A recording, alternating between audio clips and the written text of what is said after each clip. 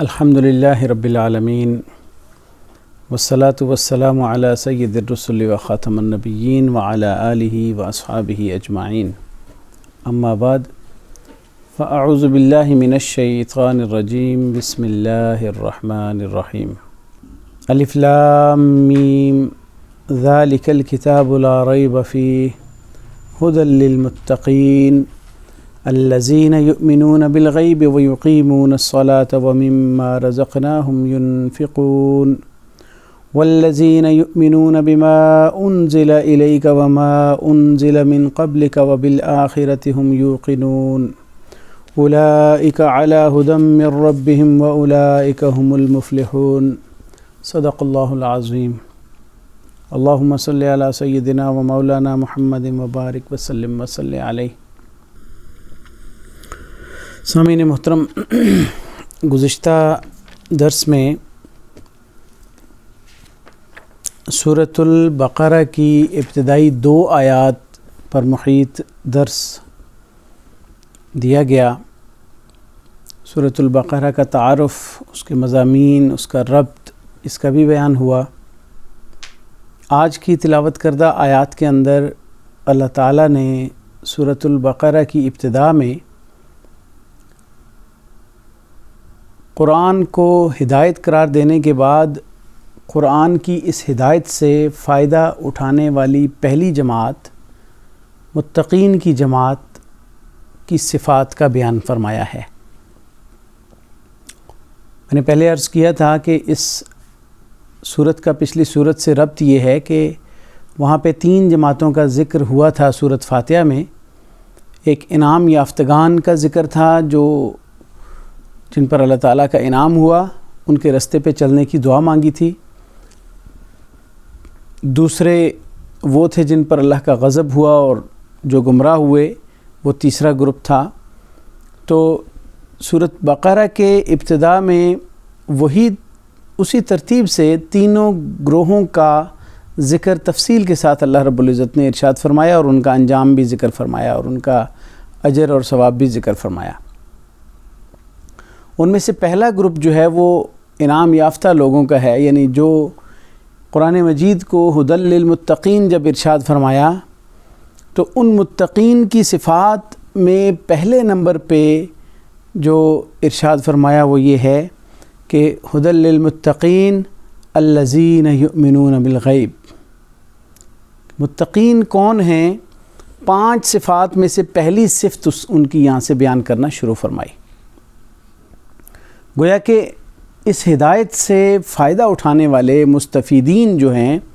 وہ متقین ہیں، ایمان والے ہیں، تقوی والے ہیں. ان کی کیا خوبیاں ہیں، کیا صفات ہیں، یہاں سے اللہ رب العزت نے ان کا بیان فرمایا. پہلی صفت یہ بیان فرمائی کہ وہ غیب پر ایمان لاتے ہیں. یؤمنون بالغیب، غیب پر ایمان لاتے ہیں. اور ایمان کسے کہتے ہیں؟ ایمان کا مطلب ہوتا ہے دل سے ماننا اور اس کی تصدیق کرنا. یعنی دل سے تسلیم کیا، مان لیا، پھر اس کی تصدیق کر دی اور اس کو اپنے اعضاء و جوارح سے بھی اس کا اظہار کیا. یہ ایمان کہلاتا ہے. اور غیب یہاں پہ جو ارشاد فرمایا اس سے مراد ہر وہ چیز ہے جو انسانی حس اور عقل کی پہنچ اور رسائی سے باہر ہو، اس کو ہمارے حواس 5 سے ادراک نہ کیا جا سکے، ہم اسے دیکھ نہ سکیں، چھو نہ سکیں، ہم اسے سونگھ کر بتا نہ سکیں، بلکہ وہ ہماری حس اور ادراک سے ماوراء کسی چیز کا نام ہو، اس کو غیب کہا جاتا ہے. اور اس لیے بھی غیب کہا جاتا ہے کہ وہ اس لیے بھی ہم سے پوشیدہ ہے کہ اس کے بارے میں جو کچھ پتہ چلا وہ صرف رسول اللہ صلی اللہ علیہ وسلم کی تعلیمات، آپ کی جو احادیث ہیں یا قرآنی آیات کے اندر ہی ان کے بارے میں جو کچھ بیان ہے اس کے ذریعے ہمیں پتہ چل سکتا ہے. ہم اپنی گمان اور تخمینہ کے طور پہ اور ظن کے طور پہ ان کا کوئی تعین نہیں کر سکتے. ہم اپنے طور پہ اس کے بارے میں کوئی گمان کے ذریعے اٹکل پچو نہیں لگا سکتے کہ اس کا یہ کیفیت ہو سکتی ہے اور یہ اس کا جو ہے وہ حالت ہو سکتی ہے، اس کی یہ مقام ہو سکتا ہے، بلکہ جو رسول اللہ صلی اللہ علیہ وسلم نے ارشاد فرما دیا یا جو قرآن مجید میں اس کے بارے میں ذکر آ گیا، وہی اطلاع اور اخبار ہی ہماری معلومات کا اول سورس ہوگا اور ہم اسی کے مطابق ان چیزوں پر یقین رکھیں گے۔ مثال کے طور پہ اس میں اللہ تعالیٰ کی اپنی ذات باری تعالیٰ ہے کہ وہ کیسی ہے، اس کی صفات کیا ہیں، اسی طریقے سے جو فرشتے ہیں وہ کیا ہیں، پہلی کتابیں کتب سماویہ ہے وہ بھی ہمارے لیے غیب ہے، ہمیں تو قرآن نے بتایا یا آپ صلی اللہ علیہ وسلم نے ارشاد فرمایا۔ اسی طرح جنت کا تذکرہ ہے، جہنم کا تذکرہ ہے، پل صراط کے معاملات ہیں، فرشتے ہیں، انبیاء علیہ السلام کا، یہ ساری چیزیں ہمارے سے غیب ہیں اور ہم پہ یہ لازم ہے کہ ہم ان پہ ایمان لائیں۔ یہ ہمارے لیے ایک امتحان بھی ہے کہ اگر ایک ایسی چیز جس کو ظاہر نہیں کیا بلکہ اس کے لیے صرف خبر دے دی، تو یہ بھی ایک امتحان ہے کہ کیا ایمان والے اپنے نبی اور رسول کی تعلیمات پر ایمان لاتے ہیں کہ نہیں لاتے، اور ان دیکھی اور بن دیکھی چیزوں کو مانتے ہیں کہ نہیں مانتے۔ یہ بھی ایک امتحان بھی ہے کہ غیب کی چیزوں کو ایمان لانا لازم قرار دے دیا اور اس کی صفت قرار دے دی ایمان والوں۔ اگر وہ چیزیں ظاہر ہوتی ہیں اور ہم نے دیکھی ہوئی ہوتی ہیں اور ایمان لاتے، تو اس لیول کا وہ جو ایمان ہے وہ نہیں ہونا تھا، جیسا کہ ایک انسان ان دیکھی بن دیکھی چیز جو ہے اس پر ایمان لاتا ہے اور اس کو یقین کر لیتا ہے۔ اور اس اعتبار سے اس آیت کا حاصل یہ ہوگا کہ وہ لوگ ایمان والے ہیں، متقی لوگ ہیں، ان کی پہلی صفت یہ ہے کہ وہ ان تمام امور کو جو ان کی عقل اور فہم سے اور ان کے حس اور ادراک سے اور ان کے حواس خمسہ کی اس کی جو ادراک سے وہ باہر ہے، صرف آپ صلی اللہ علیہ وسلم کی تعلیمات پر عمل کرتے ہوئے آپ کی اطلاع پر ان چیزوں کو سچا مانتے ہیں اور ان کی تصدیق کرتے ہیں۔ یہ ایمان والوں کی پہلی صفت ہے، پہلی خوبی ہے، پہلی جو ہے وہ وصف اللہ رب العزت نے یہاں پہ بیان فرما دیا۔ اس کے بعد ارشاد فرمایا کہ الذین یؤمنون بالغیب ویقیمون الصلاۃ، دوسری صفت ارشاد فرمائی کہ وہ ایمان والوں کی ایک صفت یہ ہے جو قرآن سے ہدایت پاتے ہیں اور قرآن کی ہدایت سے منور ہوتے ہیں، ان کی ایک صفت یہ ہے کہ وہ نماز قائم رکھتے ہیں۔ یقیمون الصلاۃ، اقامت صلاۃ کا ذکر کیا، ادائے صلاۃ کا ذکر نہیں کیا۔ نماز قائم کرنا ایک الگ چیز ہے اور نماز کو ادا کرنا ایک الگ چیز ہے۔ نماز کی اگر ہم دیکھیں تو دو اقسام ہو سکتی ہیں، دو قسمیں ہیں نماز کی جن کو ہم سمجھ سکتے ہیں۔ ایک تو نماز کی ظاہری صورت ہے، وہ ہے نماز کا پڑھنا اور ادا کرنا، اس کے ارکان بجا لانا، اس کے رکوع سجود وغیرہ کو بجا لانا، یہ اس کی ظاہری صورت ہے۔ اور اس کے لیے صفائی کا خیال رکھنا، کپڑوں کا پاک رکھنا، اس کے لیے جگہ کا پاک ہونا، قبلہ رخ ہونا، یہ اس کے جو ہے وہ ظاہری ارکان جو ہیں، یہ اس کی ظاہری شکل ہے اس کی نماز کی۔ ایک ہے نماز کی باطنی صورت اور باطنی شکل، وہ یہ ہے کہ نماز کو فریضہ خداوندی سمجھ کر، اللہ کی عبادت سمجھ کر کیا جائے، دماغ کے اندر، ذہن کے اندر، عقیدہ کے اندر عبادت کا مفہوم واضح ہو کہ یہ میری وہ عبادت ہے جو میری بدنی عبادات کے اندر سے ہے، اور یہ اللہ کی عبادت کے طور پہ اللہ کی طرف سے عائد کردہ فرض سمجھ کر میں یہ عبادت بجا لا رہا ہوں۔ یہ باطنی صورت نماز کی یہ ہو سکتی ہے، یعنی ظاہری صورت میں نماز کے ارکان اور اس کے جو ظاہری اعمال ہیں وہ بجا لانے کو کہیں گے، اور باطنی صورت یہ ہوگی کہ ہم نماز کو فریضہ خداوندی سمجھ کر، اللہ کی عبادت سمجھ کر، خالص اللہ کی عبادت کے طور پہ نماز کو ادا کرنے کا شعور رکھ کر ہم نماز کو ادا کریں، اور اللہ کی رضا کے لیے ادا کرنے کے دوران اس کے اندر خشوع اور خضوع کا مظاہرہ کیا جائے۔ خشوع اور خضوع دلی کیفیت کا بھی نام ہے، ظاہری طور پہ بھی اس کی ادائیگی میں ایک اعتدال اور اس کا جو ہے وہ نماز کے آداب کے ساتھ اس کو ادا کرنا، یہ اس میں شامل ہے۔ اور اس کے ساتھ ساتھ نماز کے اندر اپنی دل کی توجہ کا مرکز نماز کو بنانا، یہ خشوع اور خضوع ہے اور نماز کی باطنی صورت ہے۔ جب ہم ظاہری صورت اور باطنی صورت ان دونوں چیزوں کو ملا کے نماز کا اہتمام کریں گے، نماز پابندی کے ساتھ پڑھیں گے، نماز کو ذمہ داری سمجھ کے پڑھیں گے، اس کے ساتھ ساتھ یہ ہے کہ نماز کو صرف خود پڑھنے کی بجائے اس کا رواج دیں گے، اس کو دوسروں تک بھی ہم رائج کریں گے، لوگوں کے اندر بھی اس کی ترغیب اور تلقین اور تبلیغ کریں گے، تو یہ اقامت صلاۃ کے تقاضے ہوں گے، اقامت صلاۃ کہلائے گا۔ اس لیے ایمان والوں کی یہ صفت ذکر فرمائی کہ وہ نماز صرف ادا نہیں کرتے بلکہ نماز کو قائم کرتے ہیں۔ پورا نظام صلاۃ ہے جس کو قائم کرنا ضروری ہے۔ نماز کے جو دیگر فوائد اور ثمرات ہیں ان سے بھی مستفید ہوتے ہیں۔ پھر نماز ادا کرنے کی وجہ سے جو اللہ نے قرآن میں نماز کے فوائد ذکر کیے ہیں ان کو بھی لاگو کرنے کی کوشش کرتے ہیں۔ ان الصلاۃ تنہی عن الفحشاء والمنکر، نماز بے حیائی اور برائی کے کاموں سے روکتی ہے۔ نماز جب قائم ہوگی تو پھر یہ ثمرات اور فوائد بھی کثرت کے ساتھ میسر آنا شروع ہو جائیں گے اور انسان کو ملنا شروع ہو جائیں گے۔ تو اس لیے فرمایا کہ ایمان والوں کی، متقی لوگوں کی جو دوسری صفت ہے وہ یہ ہے کہ وہ نماز کو قائم کرتے ہیں، نماز کو اس کے تمام فرائض، واجبات، سنن، مستحبات اور حقوق اور آداب کے ساتھ اس کو ادا کرتے ہیں۔ یہ ان کی صفت ہے کہ وہ اس کو غیر اہم نہیں سمجھتے، گویا نماز کو معمولی نہیں لیتے۔ نماز ان کی ٹاپ لیول کی ترجیحات کے اندر شامل ہوتی ہے اور اس کو پوری ذمہ داری اور اس کو جو ہے وہ آداب کے ساتھ ادا کرنے کی مسلسل کوشش جاری رکھتے ہیں۔ یہ ہے اقامت صلاۃ۔ آگے فرمایا وَمِمَّا رَزَقْنَاهُمْ يُنْفِقُونَ، اور جو ہم نے انہیں رزق دیا ہے اس میں سے خرچ کرتے ہیں۔ یہ تیسری صفت بیان فرمائی ایمان والوں کی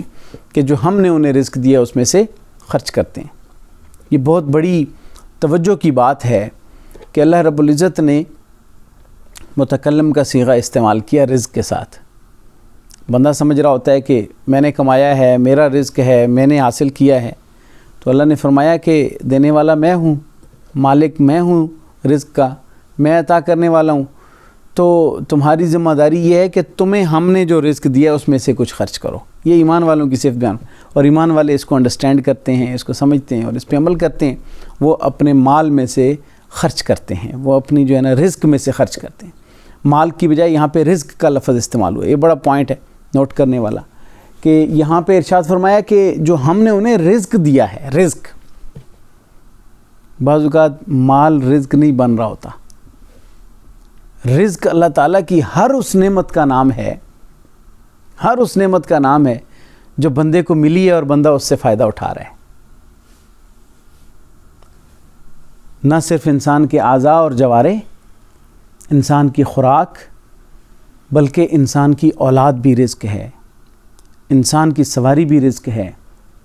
انسان کی جو ہے نا اس کا رتبہ، اس کا مقام، مرتبہ، یہ بھی رزق ہے۔ اس کے جو مادی انعامات ہیں یہ تو ہیں ہی ہیں، مال، اولاد، دولت، ثروت، قوت اور صحت وغیرہ۔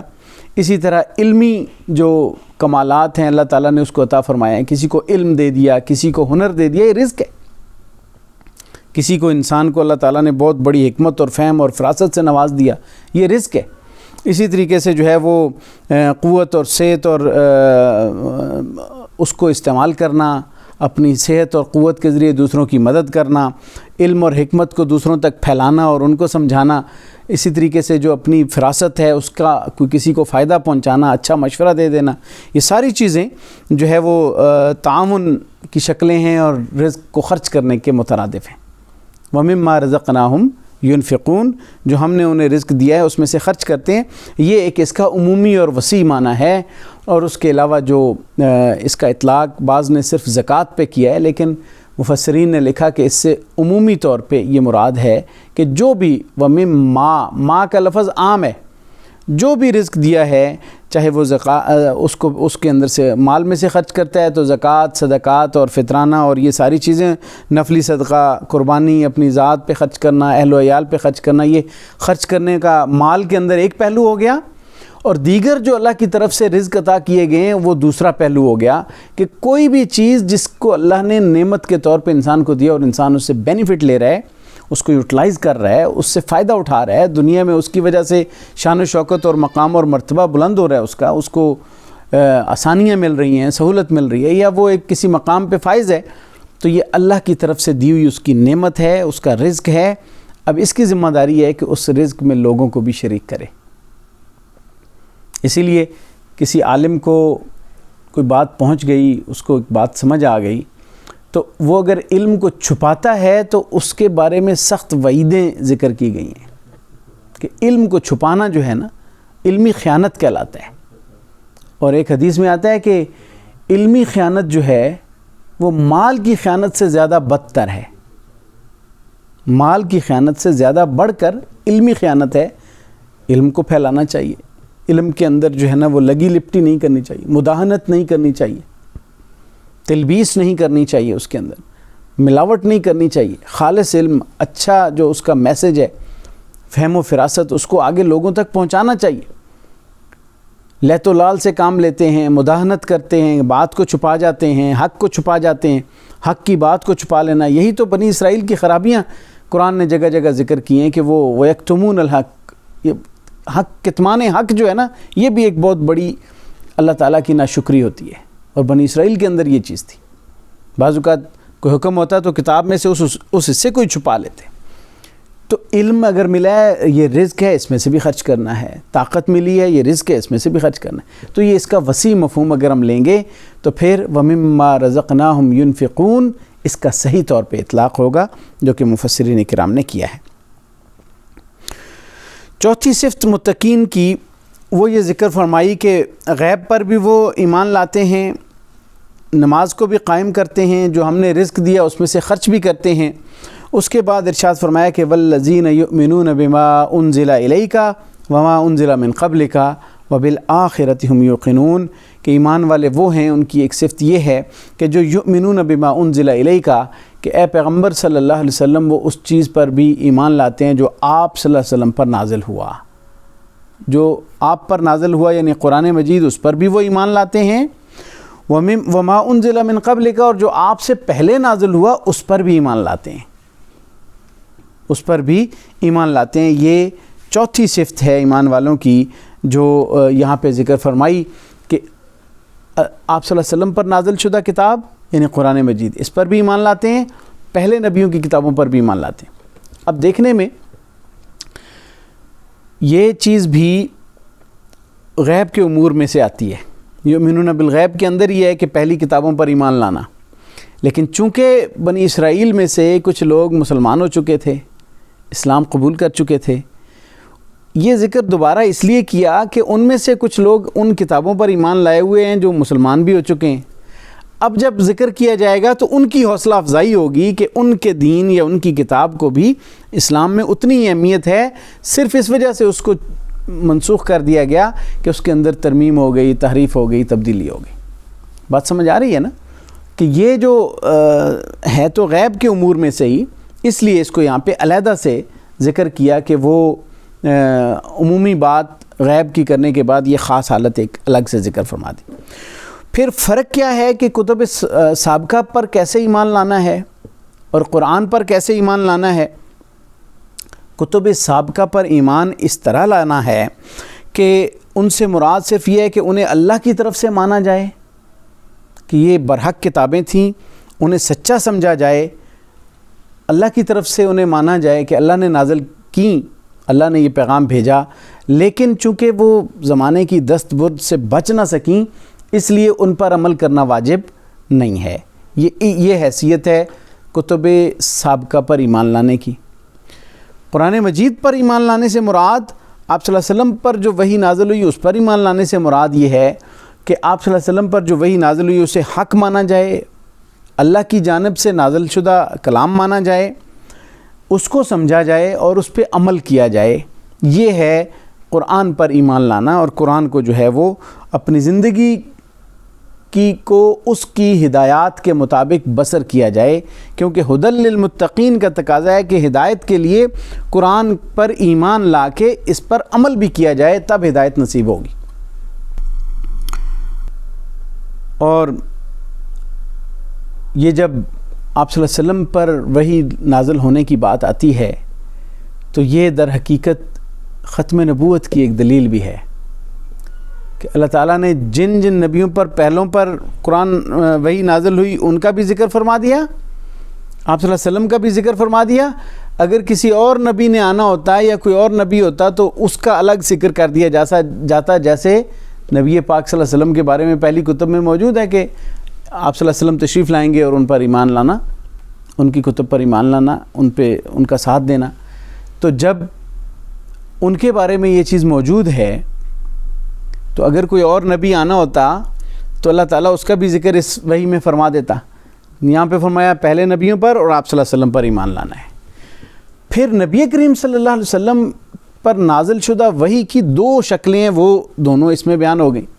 انکار حدیث اور منکرین حدیث کا بھی رد ہو گیا، کیونکہ جو وحی ہے اللہ کی طرف سے نازل کردہ، اس وحی کی دو قسمیں ہیں بنیادی طور پر۔ ایک کو وحی مطلوب کہتے ہیں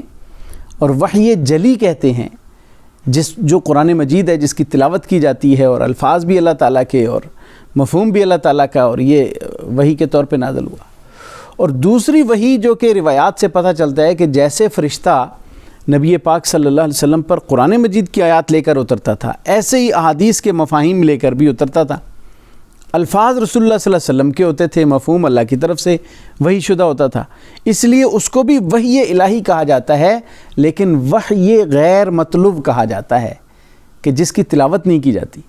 اور وحی خفی کہا جاتا ہے۔ یہ دو نام اس کے لیے استعمال ہوتے ہیں۔ تو اس پر بھی ایمان لانا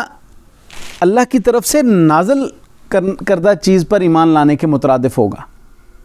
ہاں، اس کے اندر جو ظن کی کیفیت پیدا ہو گئی کہ اگر کسی نے درمیان میں کوئی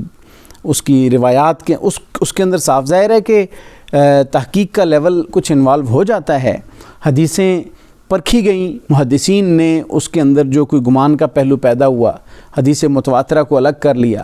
دیگر حدیث کے اندر اگر کوئی سقم یا ضعف آیا اس کی روایت کے اندر یا لڑی کے اندر، اس کو علیحدہ سے پوائنٹ آؤٹ کر دیا کہ یہ ضعیف حدیث ہیں اور یہ ان کا یہ اقسام میں سے ہیں۔ اور اگر بالکل کوئی گھڑ کے نبی کریم صلی اللہ علیہ وسلم پر لگائی گئی تھی تو موضوع روایات کو الگ سے ذکر کر دیا۔ موضوع حدیث جو ہیں ان کو روایات کو علیحدہ سے جمع کر دیا۔ کئی محدثین نے ان پہ کتابیں لکھیں،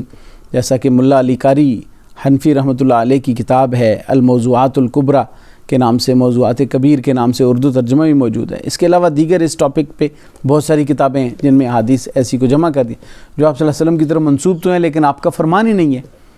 کئی ایسے فیکٹرز تھے جن کی وجہ سے ٹریس کر لیا گیا کہ یہ آپ صلی اللہ علیہ وسلم کا فرمان نہیں ہے۔ اصول حدیث کی بحث ہے، اس کو یہاں پہ تفصیل سے ذکر کرنا مقصود نہیں ہے، لیکن کہنے کا مقصد یہ ہے کہ حدیث کے اندر اگر محدثین نے پھر اس کی وجہ سے کئی علوم ایجاد کیے، اور ان علوم کے اندر اسماء الرجال کا فن ہے، ان علوم کے اندر لوگوں کی جو ہے نا حالات زندگی کا فن ہے، ان علوم کے اندر جرح اور تعدیل کا فن ہے۔ کئی علوم ایسے تھے جو نئے وجود میں آئے اس وجہ سے کہ رسول اللہ صلی اللہ علیہ وسلم کے فرامین کو پرکھا گیا اور ان کو اس کی روشنی میں جانچا گیا، اور جو صحت کے اصولوں پہ پورے اترے، انسانی پوری تحقیق اور بشری استطاعت کے مطابق جو پرکھنا ایک کمال درجے کا ہو سکتا ہے، اس سے بہتر کوئی ریسرچ کبھی سامنے آئی نہیں ہے، اور نہ کبھی دنیا کے کسی مذہب نے، کسی دین نے اپنے مذہبی لٹریچر پر ان تحقیق کے اصولوں کو اپلائی کیا۔ تو یہ صرف اسلام کا طرہ امتیاز ہے، جب وہ تحقیق کے نتیجے میں مکمل طور پہ سامنے آ گئیں تو اس کے بعد ان کو کیٹیگرائز کر لیا گیا۔ یہ ایک بہت بڑی کاوش تھی مسلمانوں کی جو کہ علمی سطح پہ دنیا میں کی گئی، اس لیے کہ نبی کریم صلی اللہ علیہ وسلم کے فرامین کی بھی اللہ نے اسی طرح حفاظت کرنی تھی جیسے اللہ تعالیٰ نے قرآن مجید کی حفاظت کی، کیونکہ سورس ایک ہے، اور وہ کیا ہے؟ جو ہم نے نازل فرمایا۔ ہم سے مراد جب اللہ تعالیٰ نے فرمایا اپنا متکلم کا صیغہ بول کے، تو گویا کہ وحی مطلوب ہو یا وحی غیر مطلوب ہو، اس کا سورس اللہ کی طرف منتقل ہوتا ہے۔ قرآن کو بھی محفوظ کر دیا، نبی کریم صلی اللہ علیہ وسلم کے فرامین کو بھی محفوظ کر دیا۔ احادیث کو بھی محفوظ کر دیا. جو درمیان میں کوئی پرابلم آئی تو اس کے لیے اللہ تعالیٰ نے ایسے اسباب پیدا فرمائے جو علمی دنیا کے اندر انڈرسٹوڈ ہیں، اور دیگر مذاہب کے بڑے بڑے اسکالرز اس بات کا اعتراف کرنے پہ مجبور ہیں کہ جو یہ کام مسلمانوں نے کیا ہے، آلات زندگی جمع کیے، جرح و تعدیل اور تحقیق و ریسرچ کا کام، یہ اس سے پہلے کوئی نہیں کر سکا، اور یہ بڑا باکمال کام ہے. مستشرقین کے اعترافات موجود ہیں جنہوں نے اس چیز کو اعتراف کیا کہ مسلمان محدثین نے یہ بہت بڑا کارنامہ سر انجام دیا. آج اب جب اس فیلڈ میں جب آگے دیکھتے ہیں، غور کرتے ہیں، تو ایک بہت بڑی دنیا آباد ہے علوم الحدیث، اور جو ہے وہ اس کے نام سے اس کے اندر بہت ساری جو وسعت ہے علمی، کئی ڈپارٹمنٹس ہیں جو ہر ایک الگ الگ فیلڈ میں ڈپارٹمنٹ کام کر رہا ہے، پھر اس میں الگ الگ ریسرچیں ہو رہی ہیں، الگ الگ اس پہ پی ایچ ڈیز ہو رہے ہیں. تو یہ مسلمانوں کی علمی دیانت کا ایک منہ بولتا ثبوت ہے کہ انہوں نے تحقیق کے جو اصول بنائے، ان تحقیق کے اصولوں کو اپنی الہامی کتاب، آسمانی کتاب پر اور اپنے نبی کے فرمان پر اپلائی کیا. آج دنیا جن ریسرچ کے اصولوں کو کلیم کرتی ہے کہ آپ نے کسی ٹیکسٹ کو پرکھنا ہے تو یہ اصول ہو سکتے ہیں، کسی اس کی جو چین کو پرکھنا ہے تو یہ اصول ہو سکتے ہیں، تو دنیا پوری اس بات پہ جو ہے وہ ریسرچ میں کہیں سے کہیں پہنچ چکی ہے، لیکن ان کی یہ اپنے ان بنائے ہوئے تحقیق کے اصولوں کو اپنے ٹیکسٹ پر اور اپنی کتابوں پر اپلائی کرنے کی جرت آج تک نہیں ہو سکی، کیونکہ انہیں پتہ ہے کہ اس میں گڑبڑ ہوئی ہے، اور وہ اس قصے کو چھیڑنا نہیں چاہتے، یا اس طرف سے وہ اپنے کمزور پہلو کو دنیا میں دکھانا نہیں چاہتے. اس لیے یہ مسلمانوں کا ترہ امتیاز ہے کہ علمی لیول پہ جو انہوں نے کام کیا اور جو انہوں نے مسلمانوں نے یہ کارنامہ کیا ہے، یہ دنیا میں کوئی اور نہیں کر سکا، کہ اپنے مذہبی لٹریچر کو تحقیق کے اصولوں پہ پرکھ کے دنیا کو ٹرانسپیرنٹ اور خالص اور صاف ستھری چیز پیش کر دی کہ بھئی یہ ہمارے دین کا یہ بنیادی ماخذ کی تعلیمات یہ ہیں، جو یہ چیز ہے یہ اس کے اندر پوائنٹ آؤٹ کر دی کہ کسی نے باہر سے ملائی، اس کے اندر یہ خرابی آ گئی، یہ ہمارے نبی کا فرمان نہیں ہو سکتا. موضوع روایات اور دیگر کی جو میں نے بات کی. تو کہنے کا مقصد یہ ہے کہ اللہ رب العزت نے جب یہ بات فرمائی، ارشاد فرمائی کہ والذین یؤمنون بما انزل الیک، اے نبی صلی اللہ علیہ وسلم جو آپ پر نازل کیا، دونوں طرح کی وحی، اس پر ایمان لاتے ہیں، وما انزل من قبلک، اور جو آپ سے پہلے کی وحی نازل کی تھی اس پر ایمان لاتے ہیں. یہ چوتھی صفت تھی. اور پانچویں صفت ذکر فرمائی وبالآخرۃ ہم یوقنون، اور آخرت پر بھی وہ یقین رکھتے ہیں. آخرت سے مراد دار الآخرہ ہے، آخرت کا گھر ہے. اس میں ختم نبوت کے منکرین نے اس سے اپنا مطلب نکالتے ہوئے اس کا مفہوم بیان کیا، آخرت ہم یوقنون، یعنی بعد میں آنے والی، آخر میں آنے والی نبوت پر بھی وہ نعوذ باللہ یہ تعریف کرتے ہوئے اس کا معنی کہتے ہیں کہ اس سے مراد آخرت سے آنے والی، آخر میں آنے والی جو نبوت ہے، مرزا غلام احمد قادیانی کی نبوت کو ثابت کرتے ہیں اس سے. تو یہاں پہ دار آخرت مراد ہے. قرآن مجید میں دیگر جگہوں پر یہ لفظ آخرت کا الگ استعمال ہوا ہے. قرآن میں آتا ہے وَإِنَّ الدَّارَ الْآخِرَةَ لَهِيَ الْحَيَوَانِ، یہ الگ سے بھی ذکر ہے اور یہ آخرت کے لیے آتا ہے. وَبِالْآخِرَةِ هُمْ يُوقِنُونَ، آخرت پر وہ ایمان لاتے ہیں. آخرت پر ایمان لانا کیا ہے؟ قیامت پر ایمان لانے کا مطلب ہے کہ قیامت میں کیا کچھ ہوگا، حشر نشر کی بات ہے، پل صراط کی بات ہے، حساب کتاب کی بات ہے، میزان لگے گا، جنت ملے گی، دوزخ ملے گا. یعنی یہ جو کچھ قیامت والے دن ہونے والا ہے وہ سب کچھ کو مانتے ہیں اور اس پر یقین کرتے ہیں. اب سوال یہ ہو سکتا ہے کہ یہ بھی تو غیب کے امور میں سے تھی، قیامت، آخرت بھی تو غیب کے امور میں سے تھی. اس کو اسپیسیفکلی اس لیے علیحدہ سے ذکر کر دیا کہ آخرت ایک ایسا عقیدہ ہے جس کی بنیاد پہ دنیا میں انسان کے اعمال اور کردار سنور سکتے ہیں. یعنی آخرت کا اگر کانسیپٹ نہ ہو، غیب کے دیگر بہت سارے امور ہیں، لیکن آخرت کا ایک عقیدہ جو ہے وہ اس کو عمل پہ ابھارتا ہے کہ آج اگر کچھ کیا تو کل جواب دہ ہونا ہے. یہ کانسیپٹ ایسا ہے جس کے اندر مشرکین کا جب ان کا جو ہے وہ شرع صدر نہیں تھا یا ایک دوسرے سے اختلاف کر رہے ہوتے تھے، قرآن نے جگہ جگہ ان کا یہ مس کانسیپٹ کلیئر کیا. عما یتساءلون عن النبأ العظیم الذی هم فیہ مختلفون، یعنی اس میں وہ خود بھی اختلاف کرتے تھے، لیکن قرآن نے آخری پارے کی صورتیں آپ دیکھیں، ہر صورت کے اندر قرآن نے قیامت کے، آخرت کے وقوع پر دلائل ذکر فرمائے اور اس کی مختلف حالتوں کا ذکر فرمایا۔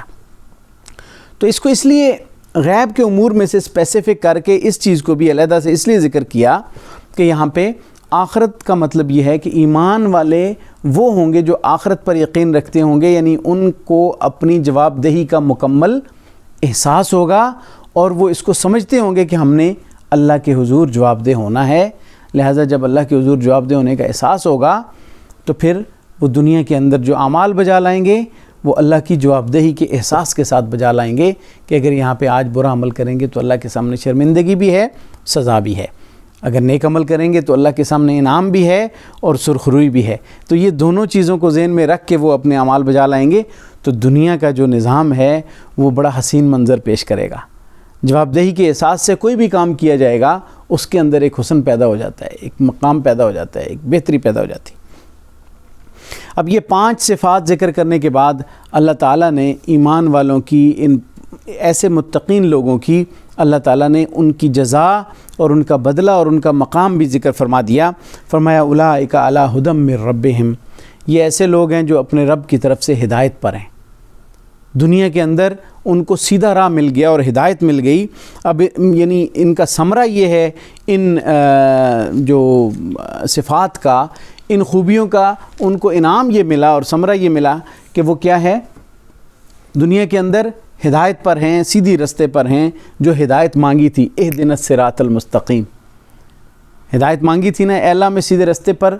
قائم رکھ، چلتا رکھ، اس پہ چلائے رکھ۔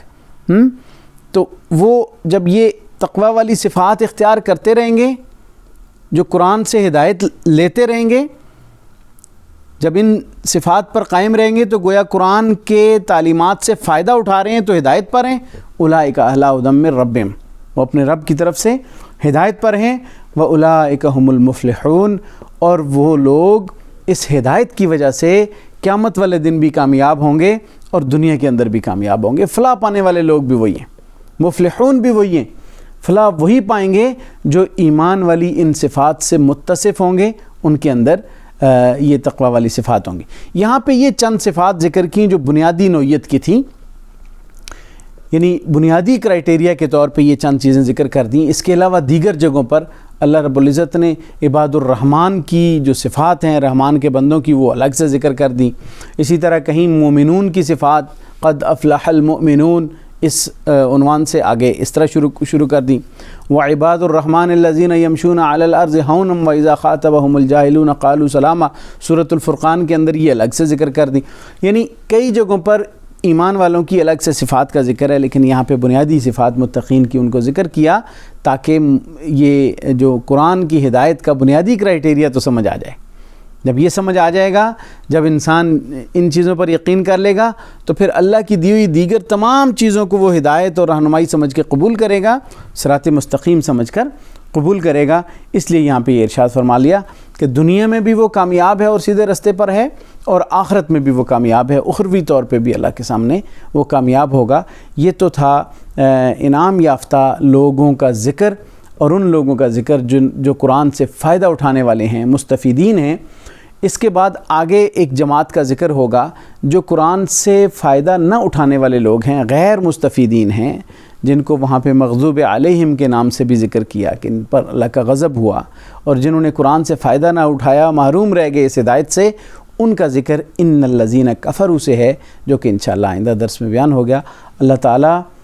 ہم سب کو قرآن کی ان تعلیمات پہ عمل کرنے کی توفیق عطا فرمائے۔ وآخر دعوانا ان الحمد للہ رب العالمین۔